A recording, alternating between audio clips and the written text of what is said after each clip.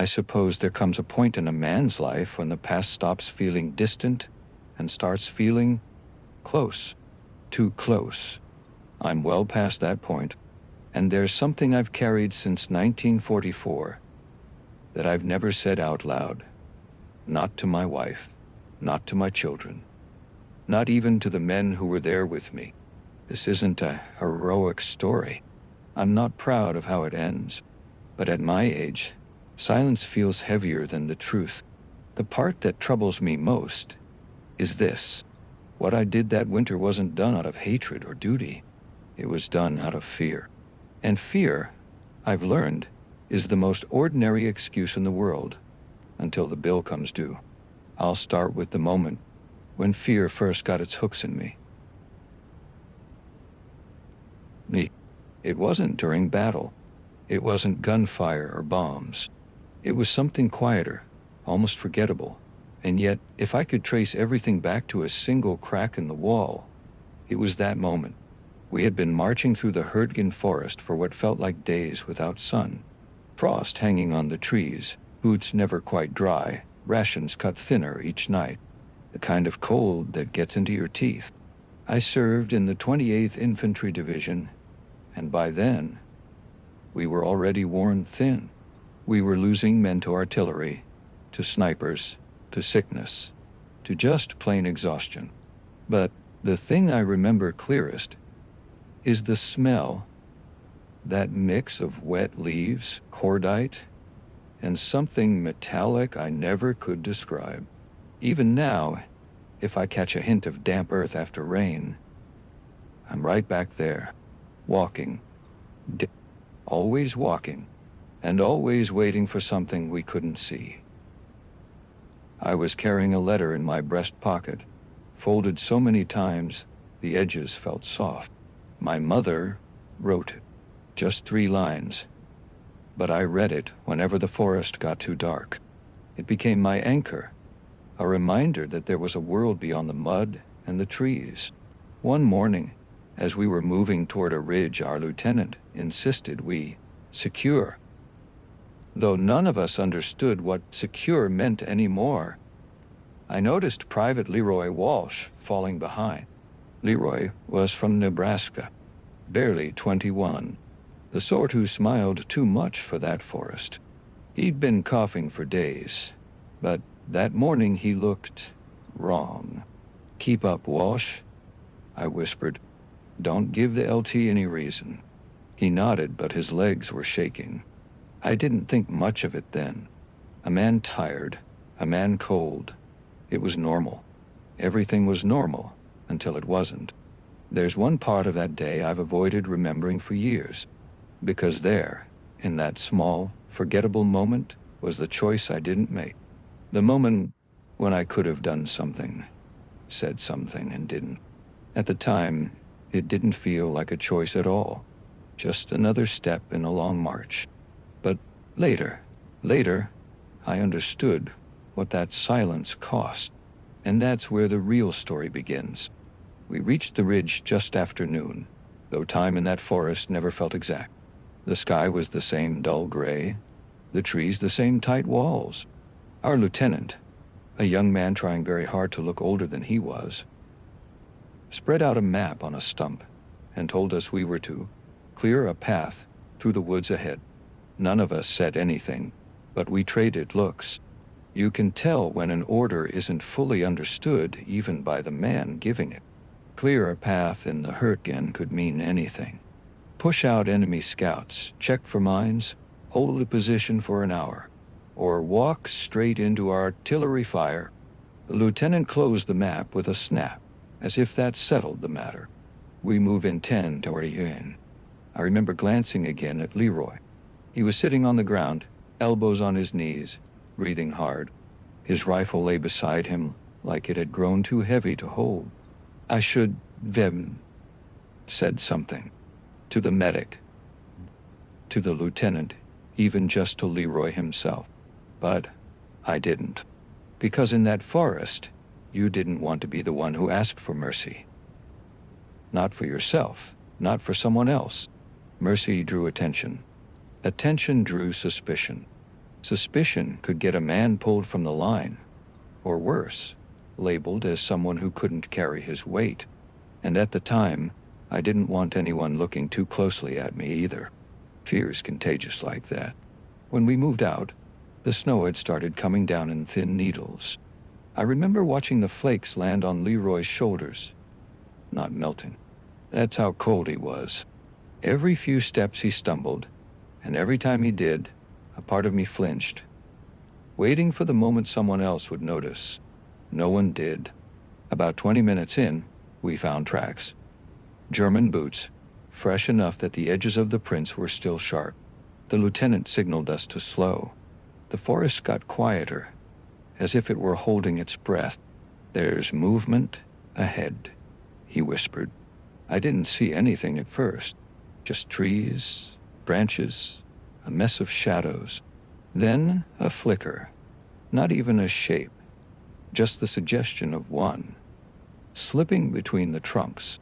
Our orders were simple. If we encountered resistance, we were to push them out. Push them out, as if the enemy were weeds to be clipped. The lieutenant raised his hand to signal a forward spread. This was the moment, the last small chance for me to speak up about Leroy, to say he wasn't fit to move, to say we needed a pause, to say anything. I opened my mouth and closed it again, because at that exact second, the woods cracked with a sound I will never forget, distant but sharp like a whip cutting the air. A single shot, then nothing. We froze. Every sense stretched thin. I didn't know it then, but that sound was the beginning of everything that followed. Everything I've been trying to carry quietly for almost 80 years. But the part that still wakes me up at night is what our lieutenant ordered next. The lieutenant held his fist in the air, keeping us frozen in place. Snow collected on our helmets. My breath was loud in my ears. That single shot could have been anything, a warning, a mistake, or the first sign we were already surrounded. He crouched low, scanning the trees. "Two-man advance," he whispered. "Find the source. Report back." Quietly, as if anything in that forest ever stayed quiet for long. He pointed at me first, then at Leroy. My stomach dropped. There were 5 other men he could bibbed. Men who weren't shaking. Men who could move without coughing up their lung. But maybe the lieutenant hadn't noticed how bad Leroy was. Maybe he didn't want to see it. Or maybe he thought pairing him with me would steady him. Leroy stood, wobbling for a moment before catching himself. I saw the question in his eyes. "Can I do this?" And I answered with silence. Again, we stepped forward, rifles raised, boots sinking softly into the snow. The forest seemed to shift around us, not louder, but somehow more aware. Every crackle of ice sounded like footsteps. Every branch brushing my coat felt like a hand. I kept glancing back at Leroy. His breath came in quick, uneven clouds. He was pale, sweating despite the cold. I thought about telling him to stay close. I thought about insisting we switch positions so he could walk behind me. Safer. But the words stayed stuck in my throat. At the time, I told myself we were just following orders. Now, I wonder if I stayed quiet because I didn't want to be responsible for him. Fear makes cowards in ways you don't notice until the war is long over. About 50 yards in, we found something. Not a soldier, not movement, but a strip of cloth caught on a low branch. Green-gray fabric. .WWII. Ermine. .ol. Fresh. Leroy knelt to touch it and nearly collapsed. I grabbed his arm to steady him. His skin felt like ice even through his coat. "Maybe we should," I began, but I didn't get to finish, because ahead of us, somewhere deep in the trees, something shifted. A shape pulling back behind a trunk, just out of sight, bigger than an animal, too deliberate to be the wind. Leroy saw it too. His eyes widened, and he mouthed a single word, enemy. For a second, we just stared at each other. Two scared boys trying to look like soldiers. Then I remembered the lieutenant's order. Find the source. Report back. Quietly. But Leroy took a step forward, and then another. "Walsh," I whispered sharply. "Stop." He didn't. Maybe he wanted to prove he wasn't slowing us down. Maybe he was delirious. Maybe he thought he saw something he could handle before it got worse for the whole platoon. But as he moved toward that shadow between the trees, I felt a knot in my chest, a sense that something was wrong in a way I couldn't explain. I reached for him. I almost called out louder, almost broke the order. Almost. He was 6 steps ahead of me when the forest erupted, not with gunfire, not with shouting, but with the sudden, unmistakable crash of someone running, someone retreating. And for one terrible moment, I considered the possibility that we weren't chasing them. We were being baited. It hit me too late. "Leroy," I hissed. He turned, and the truth, the one I've spent decades trying to face, began right there in the way he looked back at me, waiting for me to tell him what to do, waiting for me to save him. And I didn't. Not then. Not when it mattered. Leroy stopped mid-stride, turning back toward me with this half-confused, half-expectant look, like a kid waiting for his older brother to call him home before he wandered too far into the dark. I should have told him to get down. I should have told him to pull back. I should have put a hand on his collar and dragged him behind the nearest tree if that's what it took. But I hesitated. Not for long, just a heartbeat. But war has a way of slipping entire futures into a single second. The forest had gone too quiet again. Even the snow seemed to pause in the air. I lifted my rifle, scanning the trees, trying to figure out where that crashing sound had come from, trying to tell myself we still had control of the situation. We didn't. Something shifted behind a fallen log 30 yards ahead.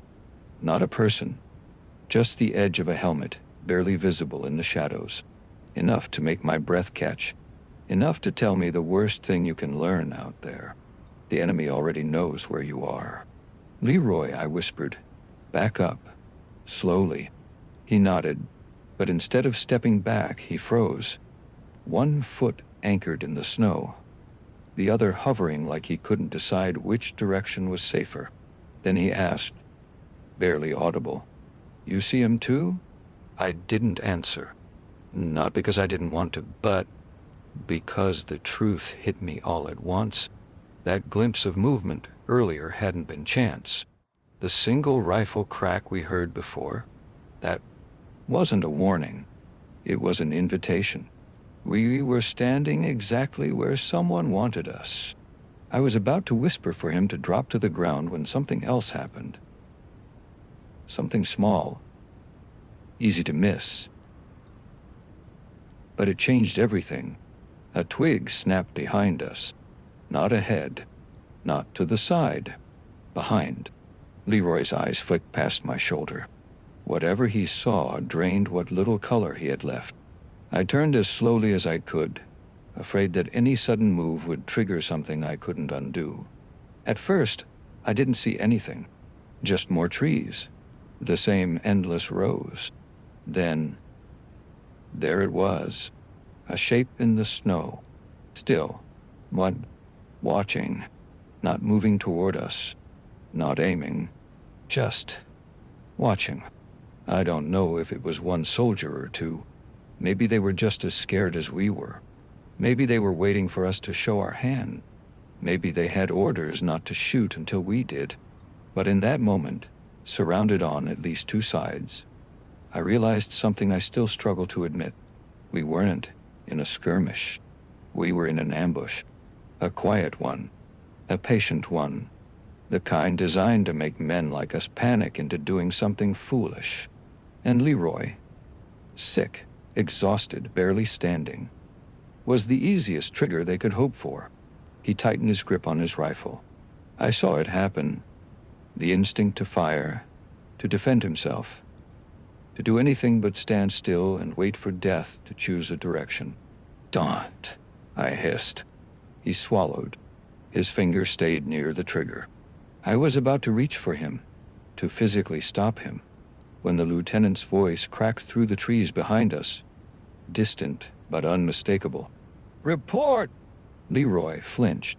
The shadow behind the log shifted. The soldier behind us straightened, just slightly, and that was the moment. The thin, fragile second, when everything we had left could still have gone differently. If I had spoken, if I had acted, if I had broken the order. But I didn't. I answered the lieutenant instead. And Leroy, he turned toward the sound of our own lines, exposing his side, exposing everything. I opened my mouth, finally ready to shout the warning I'd swallowed all day. But by then, it was already happening. I don't remember deciding to move. I don't remember taking a breath. All I remember is that I finally opened my mouth to yell the warning I should have given 10 minutes earlier, and the forest answered me first. The shot wasn't loud. People think rifle fire is always deafening, but in the cold, in deep snow, it can sound muted, almost swallowed, like the woods themselves didn't want to echo it. But I heard it. I heard it in a way I've heard it every night since. A single crack, sharp, dotting, final, dot-dill, the kind that leaves no doubt. Leroy jerked once, not violently, not theatrically, just a small, instinctive flinch, like someone had tapped his shoulder. For a heartbeat, he didn't fall. He just stared at me, eyes wide, as if trying to understand why I hadn't spoken sooner. Then his legs buckled. I dropped to my knees beside him before the snow settled around his body. My hands were shaking too badly to do anything useful.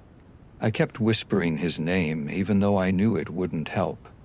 The way men whisper to the dying because silence is worse.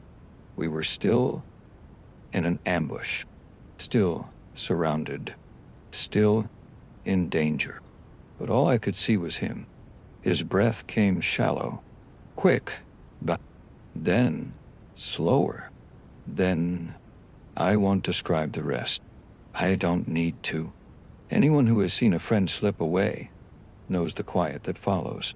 There was shouting behind us. The lieutenant, the platoon, boots crashing through branches as the others moved in. I should have yelled back. I should have crawled behind a tree. I should have done a dozen things to protect myself. Instead, I stayed beside Leroy, gripping his coat, too stunned to move. When the others reached us, the enemy was already gone, vanished deeper into the forest, leaving nothing but footprints and that last terrible sound. A medic knelt next to me. The lieutenant put a hand on my shoulder. Someone asked what had happened. Well, and I heard myself say it, the easiest version of the truth. He stepped into the open. They fired. Not wrong, but not honest. Because the real truth, the one I've carried all these years, was simpler. He stepped into the open because I didn't stop him. He died because I hesitated. And I hesitated because I was afraid. That's the part I've never said aloud until now. The lieutenant ordered us to fall back and regroup. The medic closed Leroy's coat and covered his face. Our squad lifted him carefully, almost gently. The kind of gentleness men only show when it's too late. As we moved away, I kept glancing back at the place he'd fallen. There was nothing dramatic there, just snow, broken twigs, and a faint impression where his body had been. But I couldn't shake the feeling that someone was still watching from the trees, waiting, judging, turn. And for the first time, the silence felt heavier than the gunshot. That was the day I stopped believing the war would let me go home the same person who'd left. We made it back to the lines just as dusk fell. The kind of dusky gray that blends sky and earth until nothing feels solid. The men were quiet, their faces pale and drawn, each carrying the invisible weight of something they didn't want to name. I carried mine with them, though no one saw it. That night, in the frozen bunkers, I lay awake on my cot, staring at the low ceiling, listening to the others breathe. Some snored, some muttered prayers. I counted the cracks in the wooden planks overhead and tried to will myself to sleep. But sleep wouldn't come. I kept seeing Leroy's face, not the immediate, panicked expression, but later, the face of someone who had trusted me, who had looked back for guidance, who expected me to protect him, even though I didn't have the courage. I thought about the letter in my breast pocket. My mother's 3 lines, folded thin and soft, meant to remind me of home. I unfolded it and read it over again. Every word, every comma felt meaningless in that moment. I could no longer imagine a way to return home with honor intact. I replayed the moment in the forest endlessly, over and over. The twig snapping behind us, Leroy's hesitation, the shot that echoed in the snow. Every time I asked myself the same question. Could I have done differently? The answer never changed. Not really. Yes, I could have acted. Yes, I could have stopped him. Yes, I could have made a sound, any sound, to break the order. But fear, that quiet, crawling thing, had frozen me. I began to understand something else that night, something worse than losing him. Obedience does not equal innocence. Following orders, staying quiet, keeping your head down. Those are all forms of choice, too. Choices I had made. Choices that marked me.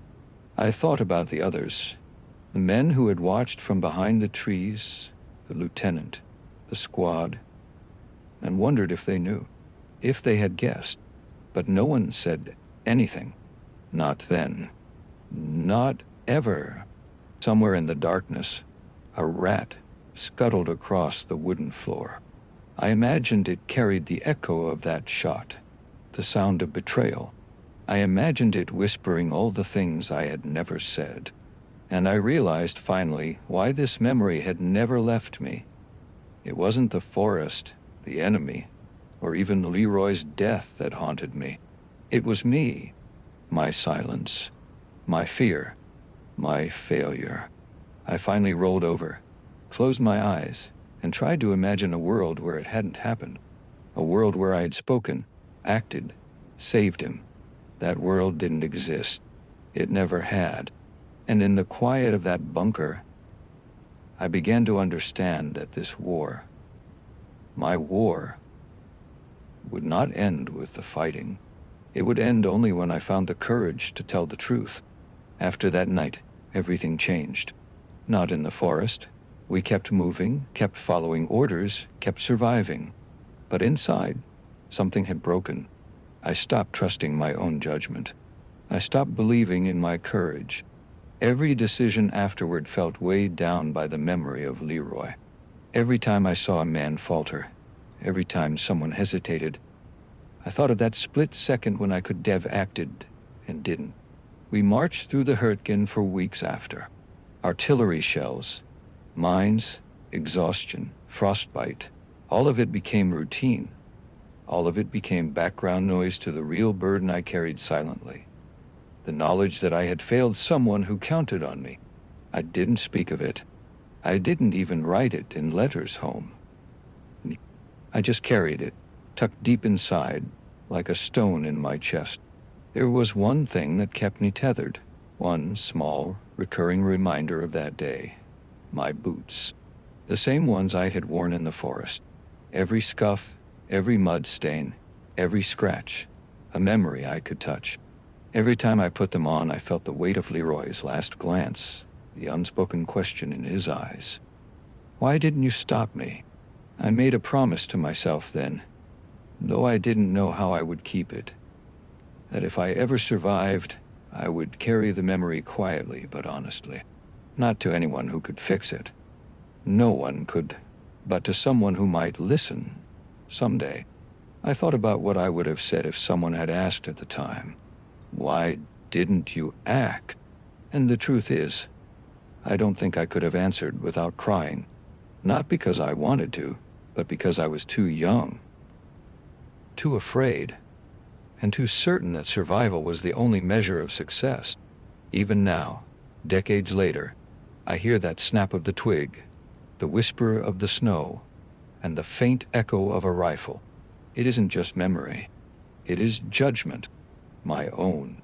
I want you to understand something before I tell you the last part. War is never just about courage or duty or patriotism. It's about choices. Small, almost invisible choices. And some of those choices haunt you more than any battlefield ever could. I returned home in 1945, carrying the usual things a soldier brings back. My uniform, my rifle, and a pack of letters I never opened. But the heaviest thing I brought back, the one that shaped the rest of my life, was the memory of Leroy. I never told my family. I never told my friends. I never told anyone who might have understood. Not because I thought they wouldn't care. Not because I wanted to forget. But because saying it aloud would have made it real in a way I wasn't ready to face. For decades, I carried it quietly, tucked away in the corners of my mind. I married. I worked. I had children. I smiled. I laughed. But the forest never left me. That snap of the twig, the cold on my teeth, Leroy's eyes, they were always there, lingering like smoke after a fire has burned out.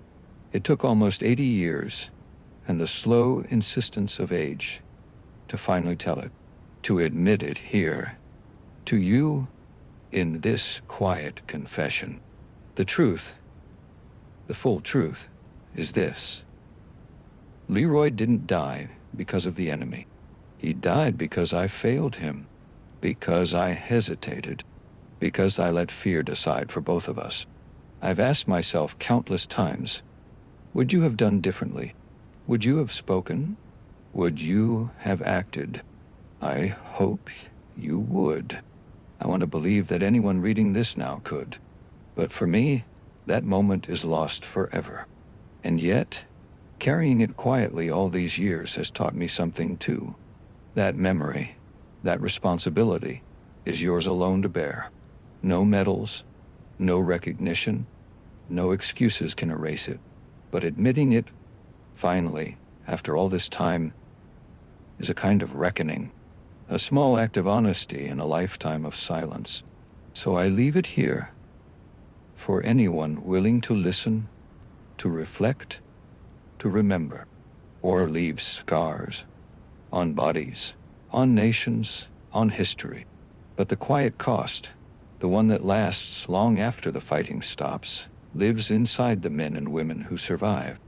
I carry it still, always will, and maybe, by writing it down at last, I can begin to let it rest.